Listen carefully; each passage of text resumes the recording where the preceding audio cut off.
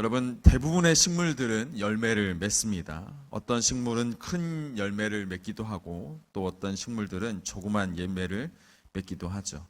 그 크기가 어떻든 또 색깔이 어떻든 대부분의 식물들은 열매를 맺습니다.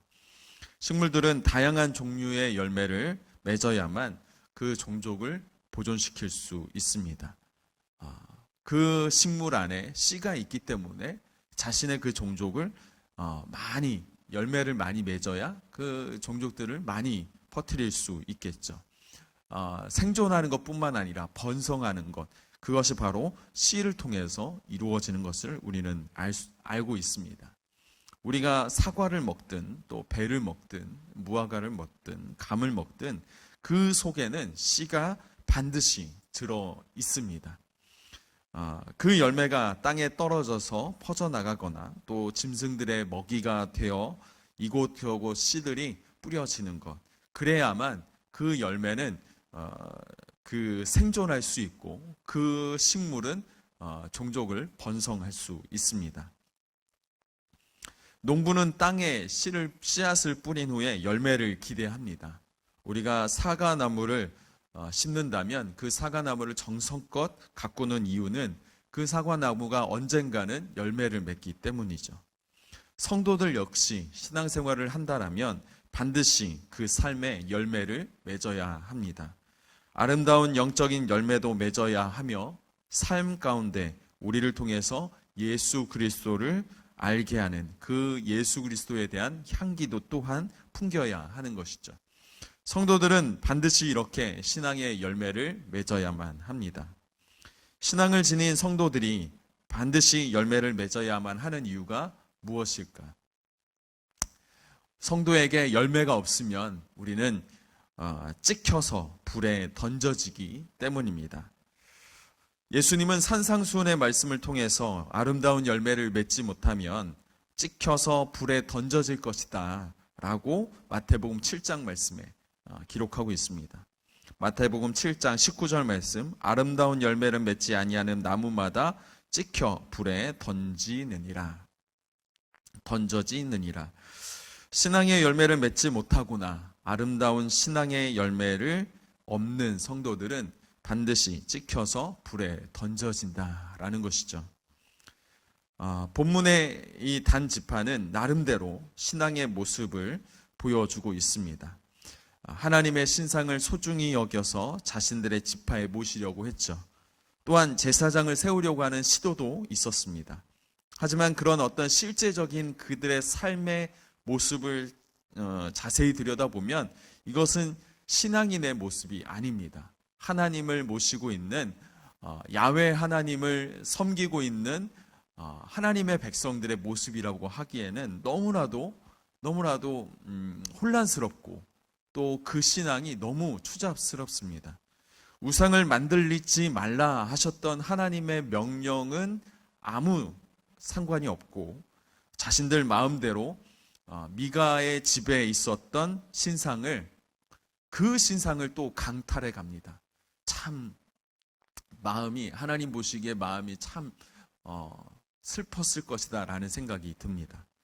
또한 그 미가가 자신의 것을 강탈해가는 그 단 지파의 사람들을 보면서 항의하죠. 왜 나의 것을 뺏어가느냐. 내가 이 신상을 만들었다. 내가 이 제사장을 세웠다. 그랬더니 단 지파가 뭐라고 이야기하냐면 너무 크게 소리 내지 말라. 우리의 형제들 중에 몇 사람이 네가 소리를 치는 것을 보고 항의하는 것을 보고 목숨을 빼앗을까 한다라고 그들이 가진 힘으로 미가를 위협하고 있는 것을 우리는 말씀을 통해서 봅니다. 또한 그들이 미가가 부은 그 우상을 그리고 제사장 그 레위 청년을 데리고 가서 라이스라는 곳에 도착합니다. 라이스라는 곳에 도착해서 평안히 잘 살고 있는 라이스 사람들을 죽이고 그 땅을 빼앗습니다. 하나님께서 분배해 주신 땅, 그 땅은 블레셋에게 빼앗겼습니다. 그러면 블레셋에 가서 전쟁을 해서라도 그들의 손에서 그 땅을 가지고 와야 되는데 오히려 이방 사람들, 하나님께서 명령한 그 이방인들에게 자신의 땅은 뺏기면서 평안히 잘 살고 있는 라이스 지역에 있는 사람들을 폭력으로 또 그 사람들을 죽여서 살인을 해서 아무런 죄도 없는 그 사람들에게 땅을 빼앗는 아주 몰상식한 그런 모습을 단 지파 사람들이 보여주고 있는 것이죠. 왜 그런 일들이 일어나느냐? 그들은 하나님의 말씀에 대한 부분에 대해서는 전혀 관심이 없기 때문입니다. 그리고 그들의 삶에는 하나님이 없어요. 하나님이 자신들의 주인이 되지 않는 것입니다. 그들의 삶의 주인은 누구입니까? 그들 자신입니다. 자신들의 소견대로, 자신들이 하고 싶은 대로 다 하는 것이죠. 오늘 말씀 27절 말씀을 보면 단 자손이 미가가 만든 것과 그 제사장을 취하여 라이스에 이르러 한가하고 걱정 없이 사는 백성을 만나 칼날로 그들을 치며 그 성읍을 불사르되. 하나님의 말씀대로 살지 않습니다. 자기 마음대로 살아갑니다. 겉으로는 신앙이 있는 것처럼 보이지만 그들의 모습을 보면 아름다운 신앙의 열매는 전혀 찾아볼 수 없습니다. 결국 단 지파는 나중에 아수르라는 강대국에 의해서 북이스라엘이 멸망당할 때 제일 먼저 공격을 당해서 역사 속에서 사라지는 그런 수치스러움을 당하게 됩니다. 여러분, 이 말씀을 보면서 우리가 한 가지를 떠올려야 할 줄 믿습니다. 신약 말씀을 보면 열매 있는 척 하다가 예수님께 딱 찍혀서 아주 저주를 받게 되어지는 무화과 나무, 이것을 우리가 한번 생각해 볼 수 있겠죠. 예수님께서 어린 나귀를 타시고 가다가 감람산에 이르러서 예루살렘에 입성하시죠. 그리고 성전에서 장사하는 사람들을 내쫓으시고 성전을 깨끗하게 하시는 그런 사건이 있었던 후에 베다니에서 머무르시게 됩니다. 그리고 그 다음 날 예수님은 예루살렘 성으로 들어오셨다가 배가 고프셨습니다. 그래서 길가에 있는 무화과 나무에 가서 열매를 찾습니다. 마태복음 21장 19절 말씀을 보면 길가에서 한 무화과 나무를 보시고 그리로 가사 잎사귀밖에 아무것도 찾지 못하시고 나무에게 이르시되 이제부터 영원토록 내가 열매를 맺지 못하리라 하시니 무화과 나무가 곧 마른지라. 이 무화과 나무는 잎이 무성하여서 열매가 있을 것이다 라는 기대를 가지게 합니다.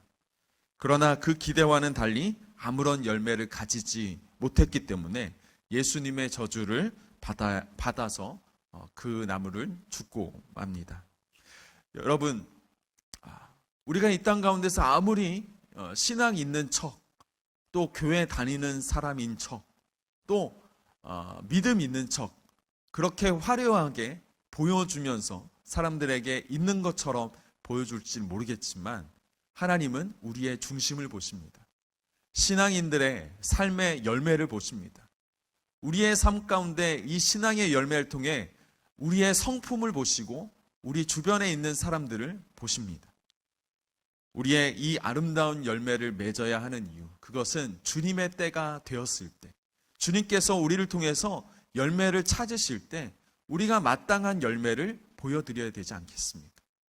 만약 주님께서 우리에게 열매를 찾으실 때 아무런 열매를 우리에게서 찾을 수 없다라면 하나님께서는 예수님이 무화과 나무에게 저주하셨던 것처럼 우리는 끝내 영원한 형벌을 받고 말 것입니다. 뜨거운 신앙과 부지런한 신앙, 그것이 분명은 아름답기는 합니다. 하지만 우리 주님께서는 그 신앙의 열심을 통해서, 아름다운 그 신앙의 열심을 통해서 우리의 삶 가운데 열매가 맺혀지기를 원하시는 것이죠. 여러분들의 삶 가운데 아름다운 열매, 열심 있고 뜨거운 신앙을 통해서 또 하나님을 경험하는 체험의 신앙을 통해서 여러분들의 삶 가운데 아름다운 열매가 맺혀지기를 주님의 이름으로 축복합니다. 이 열매들이 성경에 성령의 9가지 열매로 표현되고 있습니다. 성령님과 동행함으로 인해서 사랑과 희락과 화평과 오래 참음, 그리고 자비와 양선과 충성과 온유, 절제. 여러분들 삶에 이런 아름다운 열매가 맺혀지기를 원합니다. 성령의 9가지 열매뿐만 아니라 우리가 수요일 저녁 예배 때 하나님의 그 성품에 대한 이야기를 우리가 계속적으로 하고 있습니다. 여러분들이 그 말씀을 함께 다시 한번 보시면서 방송 영상을 다시 한번 찾아보시면서 여러분들 삶 안에 하나님의 놀라운 그 아름다운 성품들이 여러분들 삶 안에서 발견되어지시기를 계속적으로 훈련하시고 또 그렇게 변화의 도전의 그 기로에서 자꾸 주님의 말씀을 선택하시는 아름다운 성도가 되어지시기를 주님의 이름으로 축복합니다. 기도하시겠습니다. 사랑의 주님 감사합니다. 하나님 우리의 삶 안에 하나님 우리에게 반드시 필요한 것 그것은 신앙의 열심을 통한 또 부지런한 신앙을 통해 뜨거운 신앙을 통해 체험의 신앙을 통해 우리의 삶 안에 반드시 열매가 맺혀져야 함을 주님 말씀하신 주님 우리에게 깨닫게 해주셔서 감사드리고 이 말씀이 우리의 삶 가운데 계속적으로 열매가 맺혀지는 놀라운 결과로 나아갈 수 있도록 하나님 인도하여 주옵소서. 아름다운 그 신앙의 열매 성령의 열매가 우리의 삶을 통해서 맺혀지기를 원하오니 주님 이루어 주시옵소서. 하나님 이 열매를 맺기 위해 우리에게 훈련이 필요하고 또 고난도 필요하고 이런 여러 가지의 풍성함을 통해서 열매를 맺혀져 가는 것을 우리는 기억합니다. 하나님 우리의 삶 안에 반드시 놀라운 하나님의 열매를 맺을 수 있도록 하나님 인도하여 주옵소서. 인내가 있게 하여 주시고 오래 참음이 있게 하여 주시고 하나님 끝내 주님의 열매를 맺어가는 그 기쁨의 충만함을 누릴 수 있도록 인도하여 주옵소서. 하나님 모든 예배를 통해서 모든 예배를 통해서 주님을 만나기를 원합니다. 모든 예배를 통해서 주님의 그 살아계심을 경험하기를 원합니다. 우리가 개념적으로만 알고 있었던 믿음이 이제는 예배를 통해 또 기도를 통해 또 주님을 만나가는 이 삶을 통해 체험되어져서 그 개념적이었던 믿음이 확신으로 이루어져 가는 믿음이 될 수 있도록 인도하여 주옵소서. 우리 안에 살아있는 믿음, 우리 안에 확신이 있는 믿음이 있게 하여 주시옵소서. 매 순간 하나님 그 확신이 있는 믿음으로 주님 앞에 나아가는 온전한 성도 되어지게 하여 주옵소서. 오늘 하루도 주님의 손에 우리의 인생을 맡겨드립니다. 하나님 역사하여 주시고 동행하여 주옵소서. 예수님의 이름으로 기도드립니다. 아멘. 하늘에 계신 우리 아버지의 이름을 거룩하게 하시며 아버지의 나라가 오게 하시며 아버지의 뜻이 하늘에서와 같이 땅에서도 이루어지게 하소서. 오늘 우리에게 일용할 양식을 주시고 우리가 우리에게 잘못한 사람들을 용서하여 준 것 같이 우리의 죄를 용서하여 주시고 우리를 시험에 빠지지 않게 하시고 악에서 구하소서. 나라와 권능과 영광이 영원히 아버지의 것입니다. 아멘. 이 시간 우리 함께 같이 기도하실 때 하나님 오늘의 삶을 통해서 하나님의 아름다운 열매를 맺는 성도 되게 하여 주옵소서. 매 순간 주님 앞에 예배할 때 하나님의 살아계심을 경험하는 우리의 삶이 되게 하여 주옵소서. 나뿐만 아니라 우리의 가정이 또 우리의 자녀들이 하나님을 알아가는 지식이 더욱더 깊어지고 넓어지게 하여 주옵소서. 이 시간 우리 함께 같이 기도하며 나가시겠습니다. 함께 기도하시겠습니다.